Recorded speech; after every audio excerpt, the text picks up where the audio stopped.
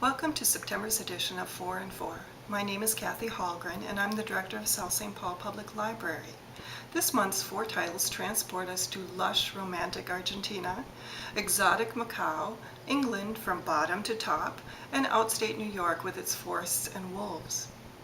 There have been quite a few books that attempt to explore the conflicting feelings of German children following World War II. In Perla, Carolina de Robertis introduces us to Argentina during the 70s and early 80s when thousands of people disappeared during the reign of General Jorge Videla. The book opens with Perla, a young college student in Buenos Aires, who wakes up one evening to the sound of an intruder in her parents' home. A man, barely alive, is lying on a rug in the living room, and he appears to be waterlogged, smelling like the sea. The author then goes back in time to reveal this ghostly man's story as well as Perla's story. When she was 14, she was horrified to discover that, with her father a naval officer, her family was actively participating in the dictatorship.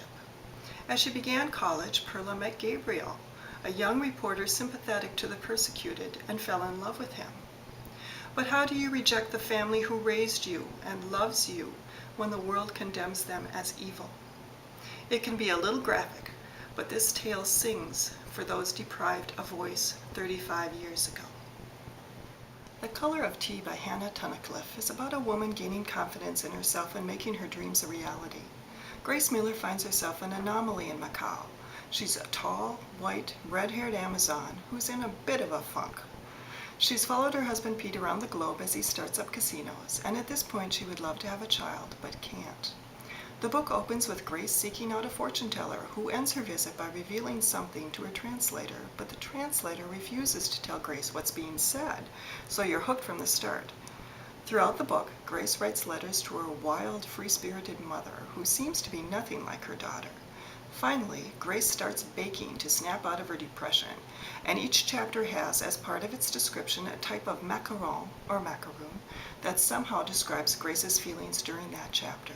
For instance, for her chapter titled L'Espoir, or Hope, she's paired Provençal lavender with a sweet fig buttercream. Now doesn't that sound like hope? She notices a cafe in the area that's for sale, and she gets up the nerve to buy the place and makes it into a macaron coffee house, and then her life truly begins as she connects with her customers. My only regret is that there aren't recipes of these wonderful pastries, but I loved the fact that I felt like I knew what Macau was like based on the author's vivid descriptions. It's funny how separating from someone can actually bring you back to where you were meant to be all along. In Rachel Joyce's The Unlikely Pilgrimage of Harold Fry, we meet Harold and Maureen, a couple who have been married for 47 years, but things haven't been good for the last 20. Harold's been retired for about 6 months, and he feels like he's an observer of his own life, which he's none too proud of. Then he gets a letter from Queenie Hennessy, a former co-worker and friend who's dying of cancer in northern England. One minute he's walking to post a letter to Queenie, and the next he's walking the length of England to save her, or at least to encourage her to hang on a bit longer until he arrives. Thus his pilgrimage begins, and what a trip it is. Although he's totally unprepared for this walk, he finds himself intensely alive as all sorts of people trying to lead normal lives come to his aid, opening up to him about their personal trials, and he realizes as different as we are, we really are all the same. Pretty soon he becomes a bit of a celebrity as the media hears about his trip to Queenie, and things don't go exactly as planned. This book brings home the realization that we all tend to judge others, sometimes quite harshly, especially when we judge ourselves. I loved this book's honesty and the message that it's never too late when you love somebody.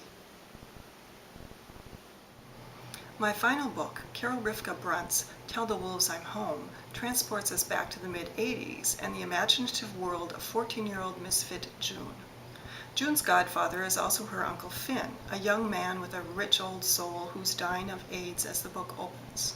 She absolutely adores her uncle, and in order to spend as much time with her as possible before he passes, Finn decides to paint a picture of June and her sister Greta.